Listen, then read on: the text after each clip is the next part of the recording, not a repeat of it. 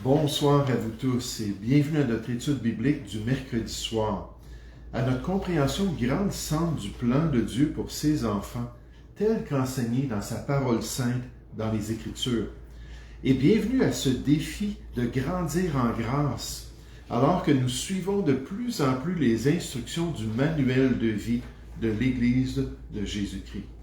Ce soir, j'aimerais aborder un sujet très important. J'aimerais considérer avec vous le principe d'utilité pour les chrétiens.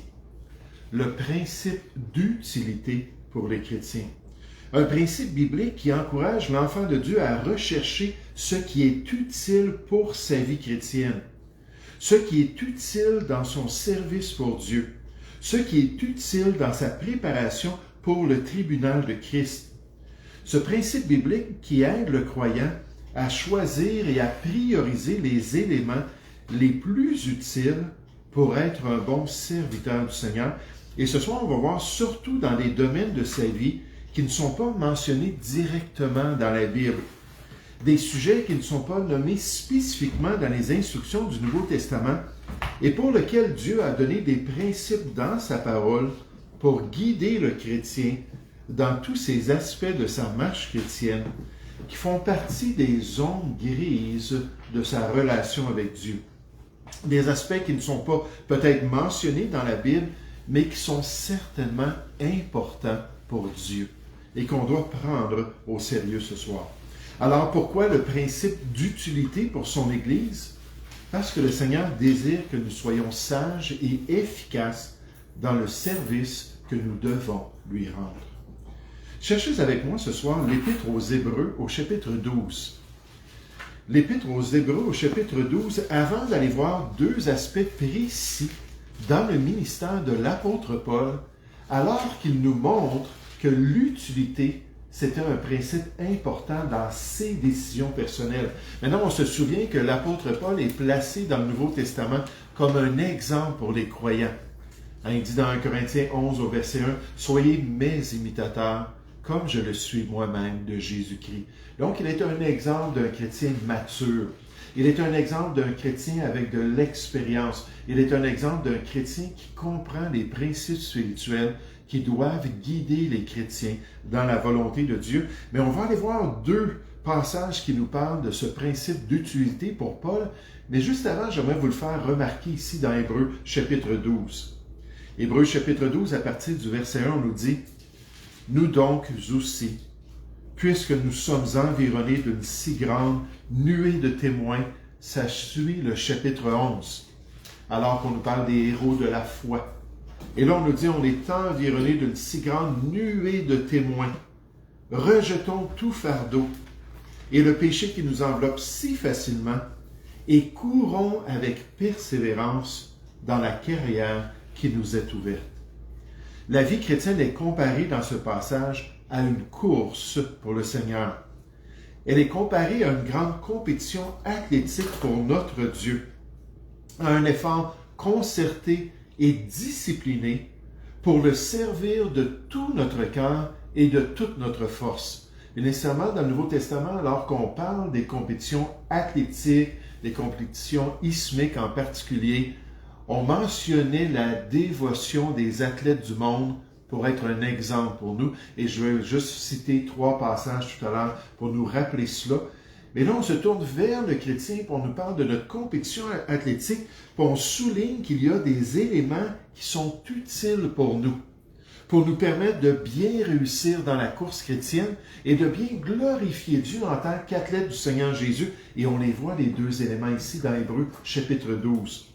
On nous dit au verset 1, « Nous donc aussi, donc comme ces héros de la foi de l'ancienne alliance, puisque nous sommes environnés d'une si grande nuée de témoins, rejetons tout fardeau. » Là, on pense à des gens qui sont dans une course, des gens qui sont en train d'être dans une compétition.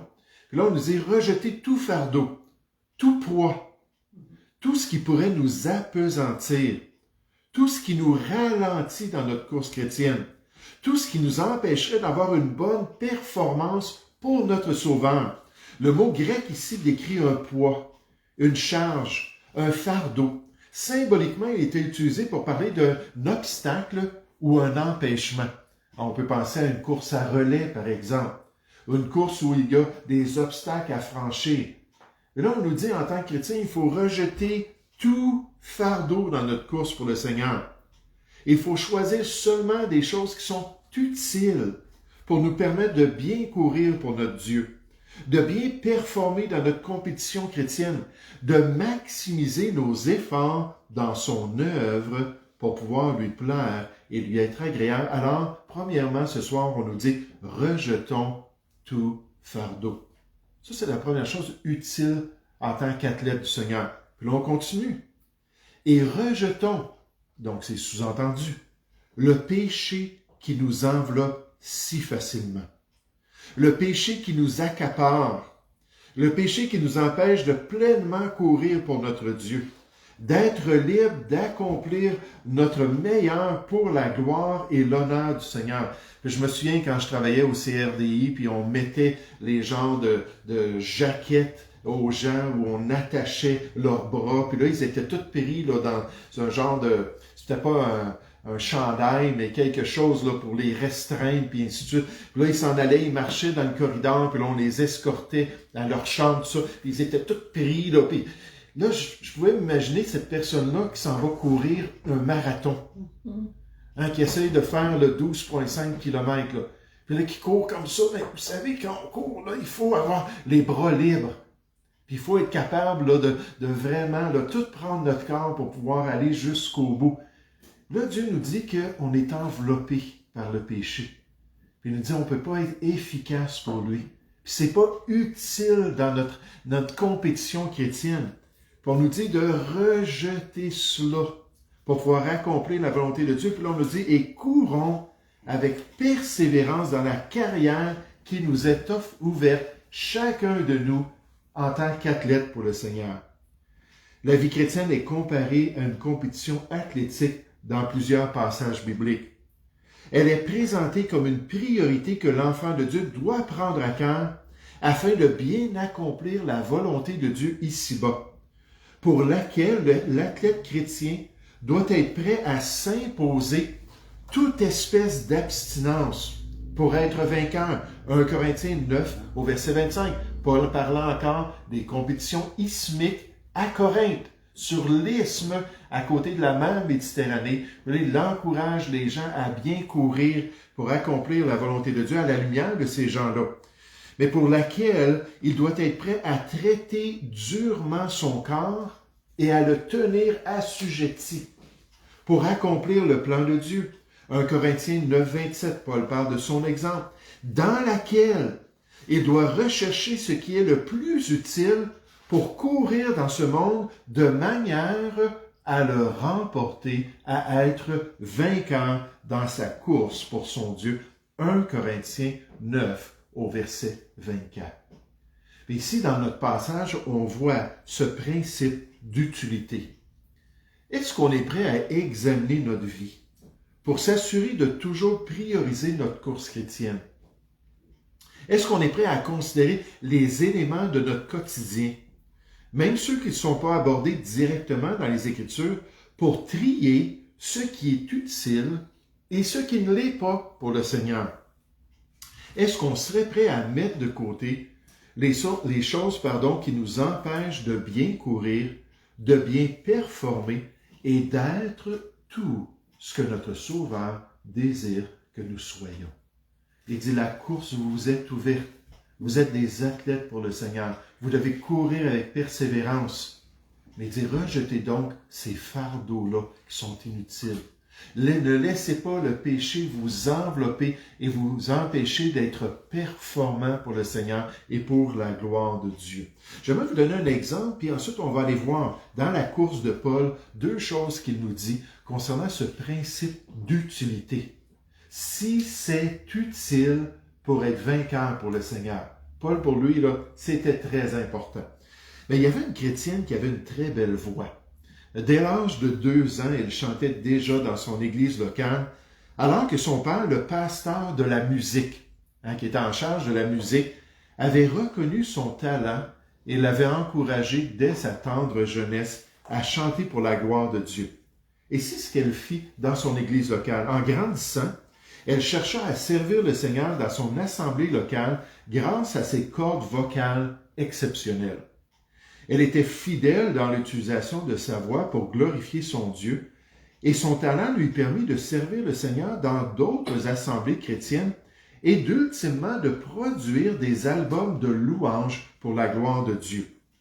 Jusqu'au jour où le monde entendit parler de ses performances, de ses qualités et de ses dons.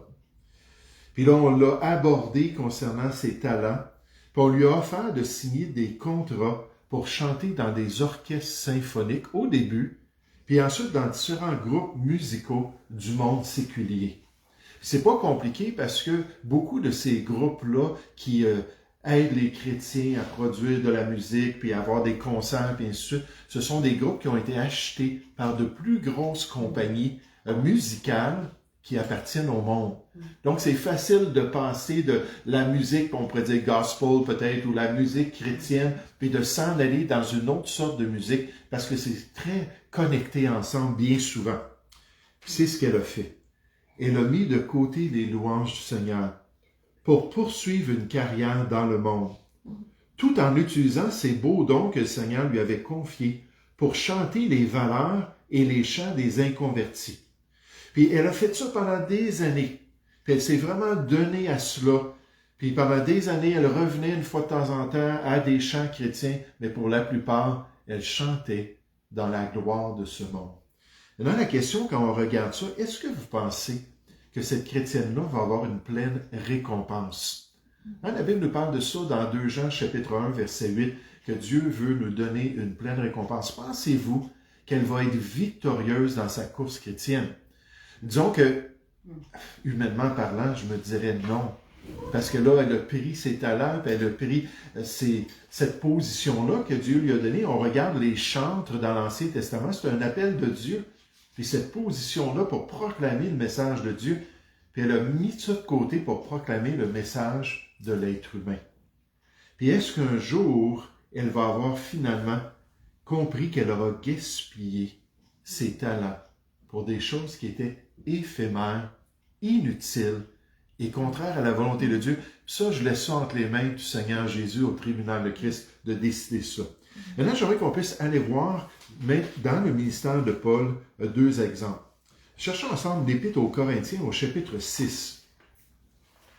L'Épître aux Corinthiens au chapitre 6. Et regardez ce que Paul dit au verset 12 en parlant du chrétien et de son corps. Puis là, alors qu'il parle de cela, il interjecte une vérité concernant son propre ministère, puis sa compréhension du principe d'utilité. Que finalement, en tant que chrétien, on doit rechercher ce qui est utile pour être victorieux pour le Seigneur, puis accomplir la volonté de Dieu. Dans 1 Corinthiens 6, au verset 12, il dit « Tout m'est permis ». Nécessairement, Paul ne dit jamais cela concernant des vérités spirituelles claires et nettes.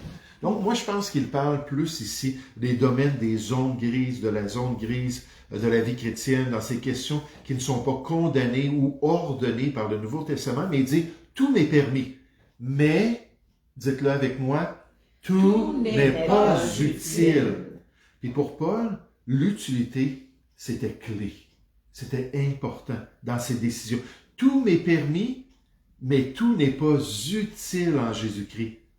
Tout m'est permis, puis là, il va spécifier, mais je ne me laisserai pas asservir par quoi que ce soit.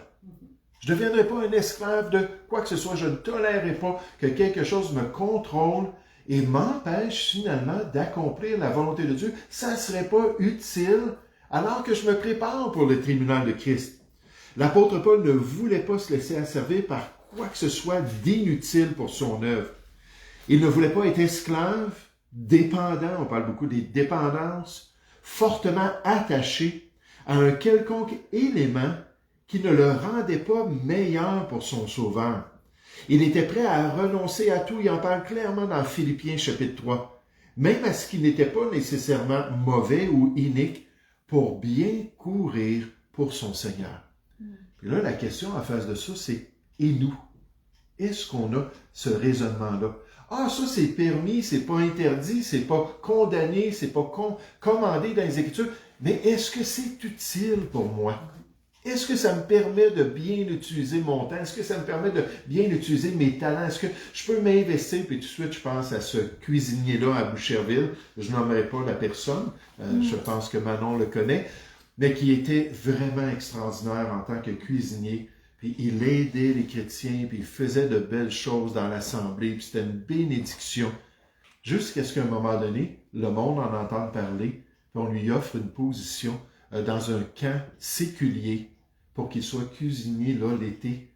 Puis finalement, ça a commencé par l'été, puis ça a continué parce qu'on ne l'a plus jamais revu. Puis là, je me demande au tribunal de Christ, ça va être quoi le verdict? Puis je pense que je n'ai pas à me casser la tête pour trouver la réponse.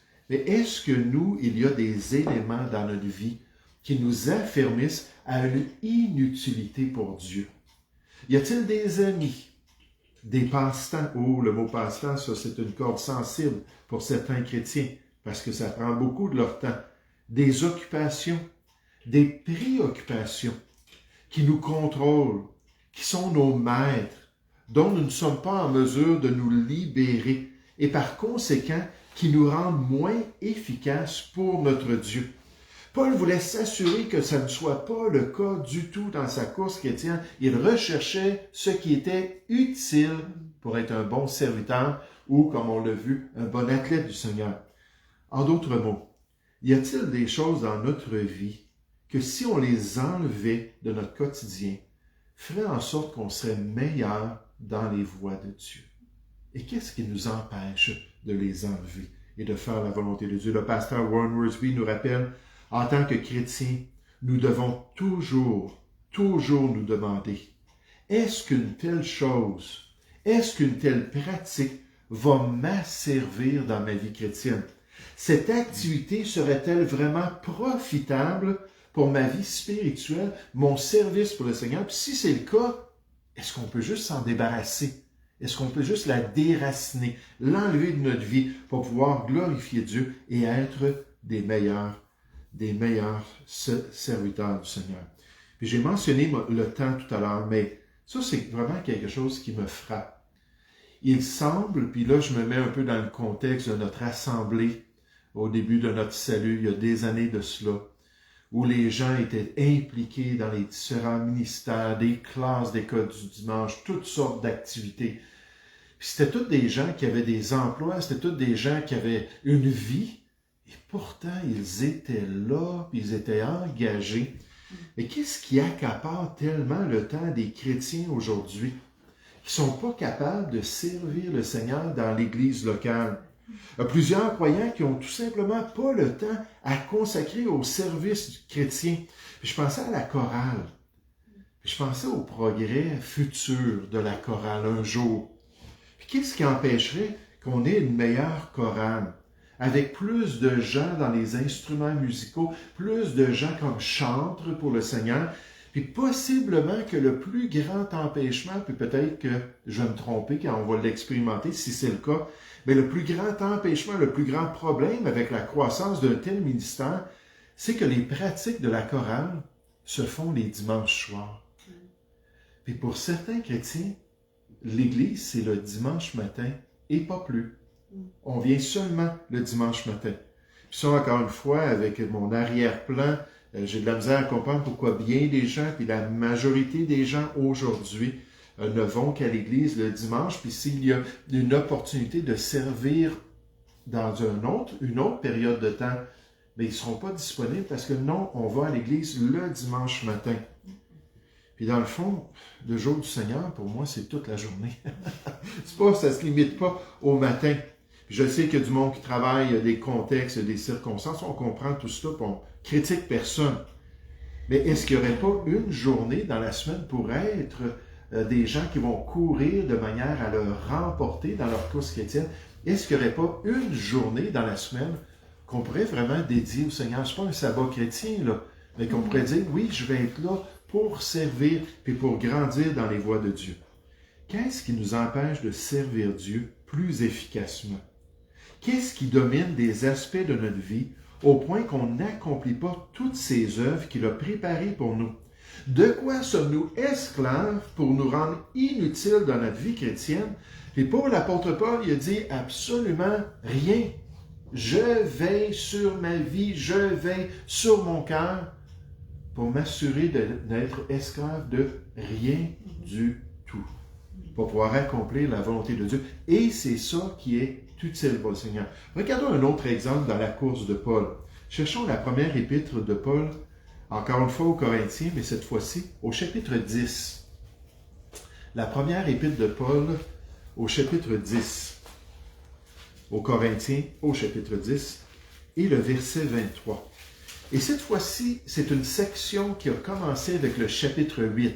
Chapitre 8 au chapitre 10, on parle de différents éléments de notre témoignage, de notre désir d'atteindre les non-sauvés, de l'Église qui peut être offensée si on prend certaines choses comme des viandes sacrifiées aux idoles. Dans le chapitre 8, on se concentre sur l'Église. Dans le chapitre 10, on se concentre plus sur les non-sauvés qui pourraient nous voir manger de telles viandes puis juger nos motivations.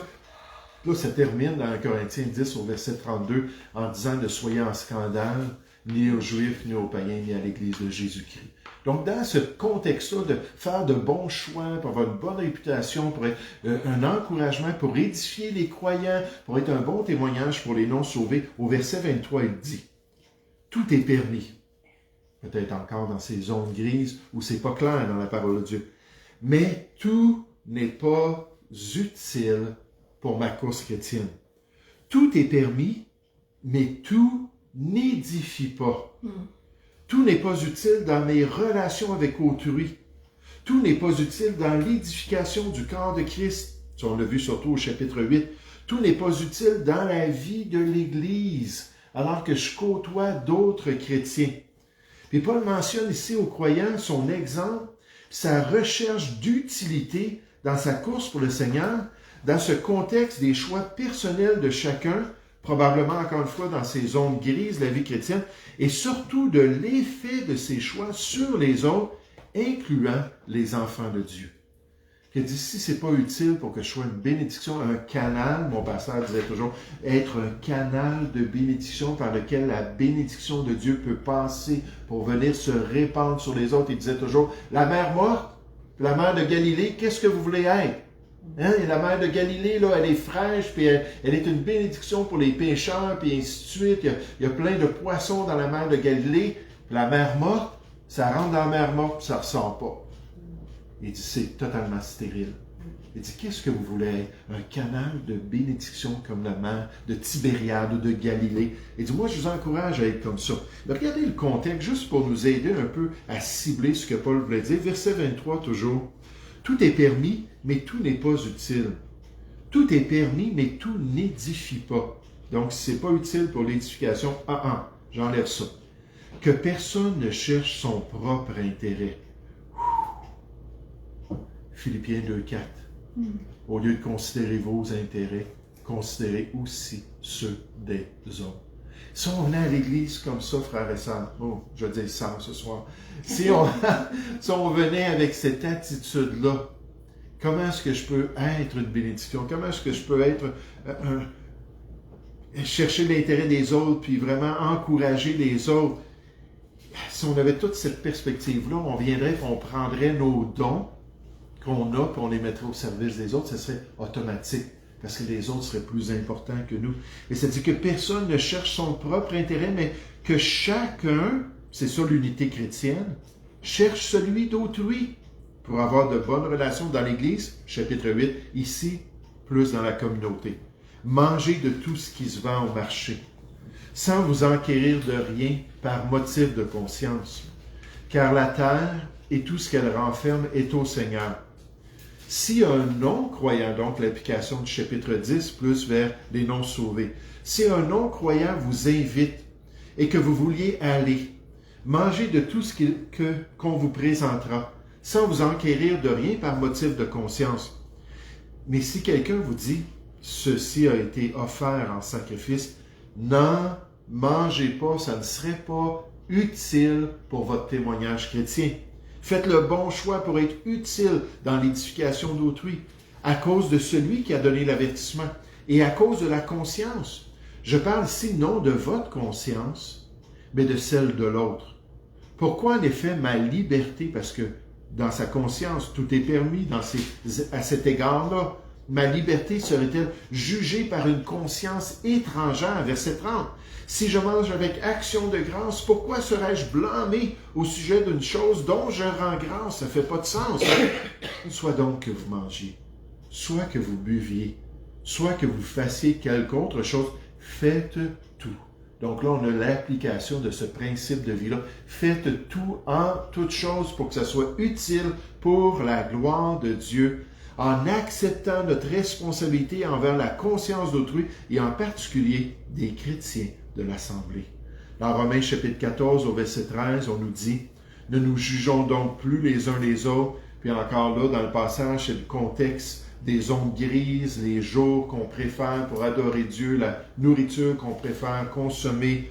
Mais dans ces contextes-là, on nous dit « Ne nous jugeons plus les uns les autres, mais pensez plutôt à ne rien faire, sinon ça serait inutile. À ne rien faire qui soit pour votre frère une pierre d'achoppement ou une occasion de chute. Si ça n'édifie pas, si ce n'est pas utile pour ma relation avec les chrétiens, si ce n'est pas utile dans ma course chrétienne, à ce moment-là, je devrais enlever cela de ma vie et m'assurer de bien fonctionner avec autrui. Le problème abordé par Paul était que le chrétien faible pouvait avoir la conscience blessée par les choix des autres croyants. Les croyants matures auraient dû laisser de côté la viande sacrifiée aux idoles par souci du bien de l'Église et des autres croyants. Les croyants doivent toujours agir dans un esprit d'amour et dans un esprit d'autodiscipline, en pensant au bien de la communauté et en gardant à l'esprit la gloire de Dieu. Le commentateur D.S. Dockery. Pour toujours édifier mon prochain pour la gloire du Seigneur. Voilà une part de l'efficacité dans le Seigneur d'après Paul. Le principe d'utilité. Soyons de ceux et de celles qui gèrent adéquatement leur vie chrétienne, afin de toujours rechercher ce qui est utile dans les voies du Seigneur, ce qui est utile pour bien le servir, ce qui est utile pour gagner notre course, puis recevoir un jour son acclamation, parce qu'on était prêt à trier les éléments de notre vie pour pouvoir accomplir toutes ces œuvres-là qu'il a préparées d'avance pour nous. Pas s'en aller chanter là, pour le monde, là, mais continuer à chanter les louanges du Seigneur puis accomplir le plan de Dieu. Et dans tous ces domaines-là, toujours nous poser la question, est-ce que c'est utile et est-ce que ça me permet d'être prêt pour le tribunal de Christ? Nous allons prier ensemble. Ô Père Céleste, Seigneur, merci pour ce temps que nous avons passé dans ta parole. Merci pour ces beaux passages qui nous rappellent qu'on a des choix à faire en tant que chrétiens, que nous avons des choix à faire en tant qu'athlètes de Christ et qu'il faut courir en s'abstenant. Il faut courir en traitant durement notre corps. Il faut courir de manière à le remporter. Comme les athlètes du monde qui vont remporter une couronne corruptible. Et toi, tu nous offres une couronne incorruptible. Ô Père Céleste, aide-nous à être déterminés. Aide-nous à être toujours en train de regarder. Aide-nous à toujours chercher cette vertu de nous donner au maximum pour toi, pour pouvoir courir d'une manière digne de ton royaume. Ô Père Céleste, guide-nous alors que nous avons ces décisions à faire jusqu'au retour du Seigneur, jusqu'à notre départ de ce monde, et qu'on puisse être vraiment déterminés de toujours chercher ces vérités pour nous permettre de bien accomplir ta volonté. Guide-nous par tes principes, Seigneur, nous te prions, au nom du Seigneur Jésus. Amen.